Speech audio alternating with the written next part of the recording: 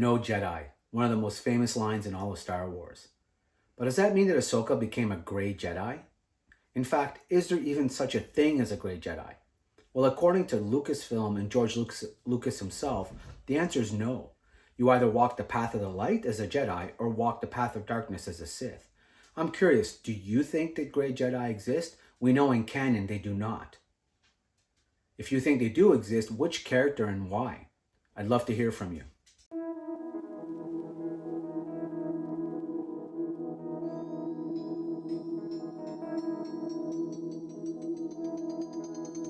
Hello and welcome back to another episode of Fumbling Through the Galaxy with your host Severus Snape. Star Wars animation. It is, in my opinion, the best Star Wars content in terms of characters and story arcs that we've ever had. From Clone Wars 2D and 3D to Rebels, to Vision Season 1, Season 2, Tales of the Empire, Tales of the Jedi. We have gotten so many great story arcs and explored so many backstories to some of the characters that we already love and know. A lot of what you're seeing in today's live action on Disney Plus, such as Ahsoka, as well as Obi-Wan, is all heavily influenced by Star Wars animation. In fact, one of the characters the statue we'll be looking at today is from Vision Season 1. If you're unfamiliar with Visions is actually an anthology series comprising of 2 seasons. The first season, the one that we'll be looking at the character from, is actually 7 Japanese studios that submitted 7 stories and 7 animated shorts in their interpretation of Star Wars. One of the characters to be born out of Season 1 is the Ronin.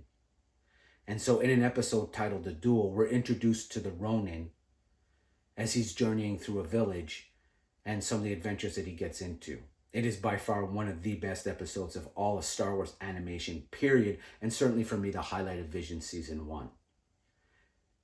As I said in my preamble, this is also one of those gray area Force users that we don't quite know if he's good, bad, if he's a Jedi or Sith, and I'm not going to spoil it for anybody because the truth is you don't find out. Now, I'm told subsequently that there is a comic book series or a book series that does feature the Ronin, so maybe that story has been fleshed out. Personally, I've probably avoided it because I do like the mystery of who he is, what he is, and maintaining that mystery to me is more precious than kind of having to know the story. But anyways, I've heard nothing but great things about the comic book series or the book series that features him. So if you're a fan of the cartoon and you weren't aware of that, you can certainly check out the books or the comic books. Anyway, back to the Ronin. This is another statue from Kotobukiya. And I know it seems like I collect a lot of Kotobukiya, and I do, but when you're hitting it out of the park, you deserve all the praise you can get. So this is a 1/7 scale statue, much like the Jaina Solo one that we looked at, and it is by far one of the highlights in my collections. I have Hot Toys, I have Sideshow, I have Gentle Giant, and as incredible as they all are, this statue from Kotobukiya is absolutely, by far, one of the most detailed and screen accurate statues that I've ever purchased. So I want to get to that purchase for a moment, if I may. As I've said before, I buy everything in person. I also buy everything in box because I want the packaging.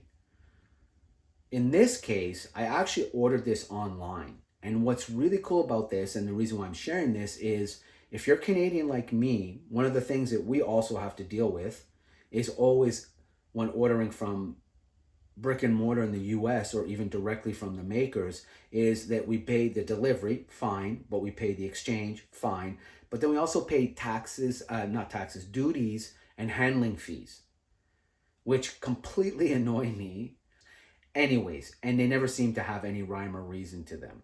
And so what am I getting at? Well, I actually ordered this on Amazon Canada.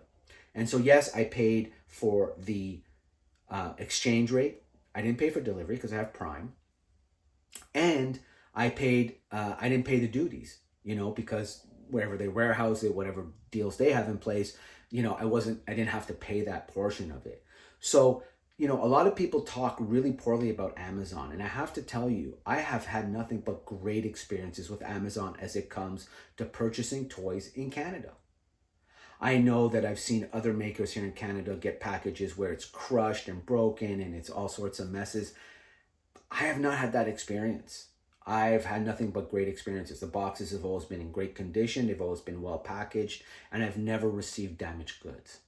Anyways, food for thought. If you're a Canadian collector, you know, if you're tentative about ordering through Amazon because you've heard some of the horror stories, you know, I'm not saying you're not, you know, you might not be one of those horror stories, but I got to tell you, I've ordered a half dozen pieces from Amazon, some in very fragile packaging, some toys in very in clamshells. I've never had a problem.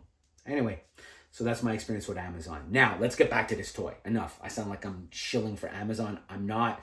Just trying to save you some duties and some money that you don't have to spend if you can avoid it.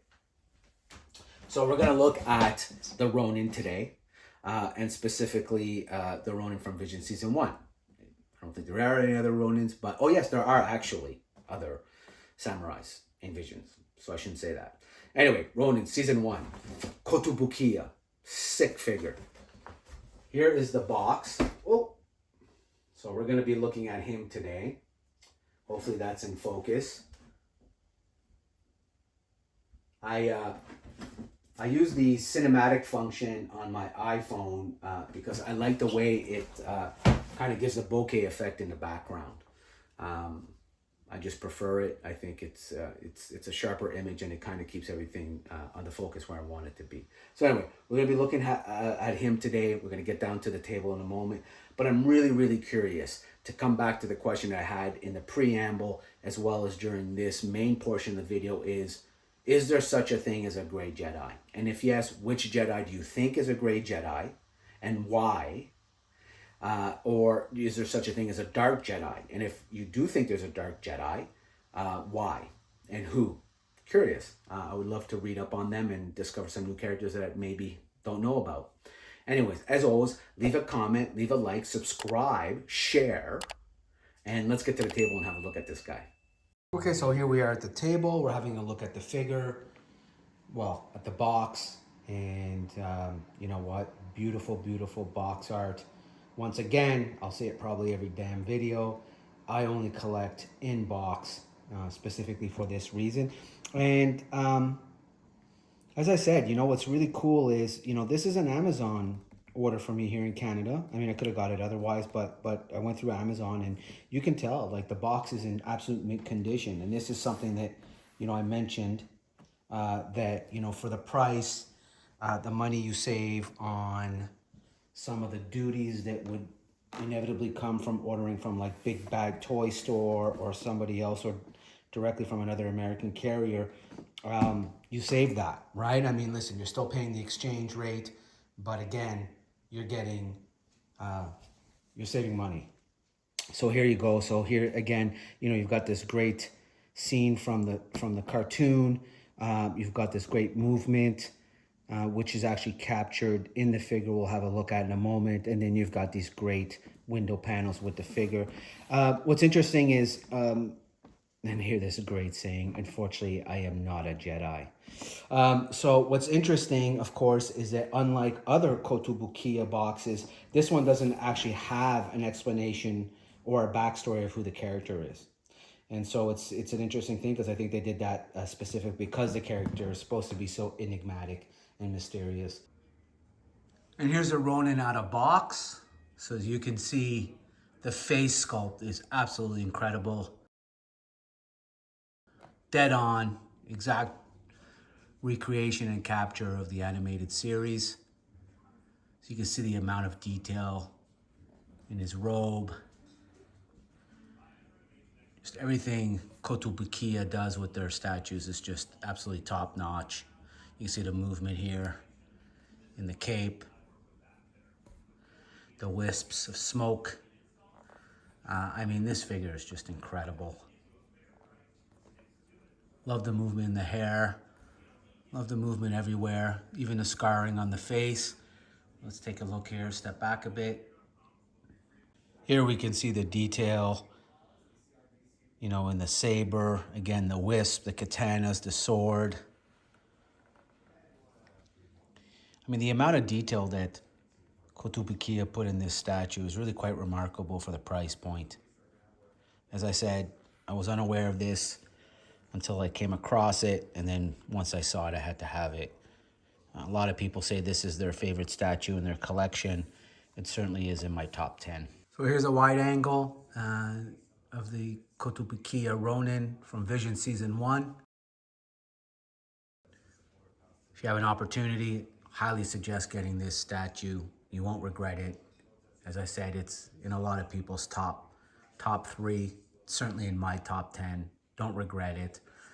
So that's another video for this week. I'm curious, once again, who are your favorite gray Jedi or dark Jedi, as I said? Leave me a comment. Subscribe, like, and share. And we'll see you on the next one. May the Force be with you always.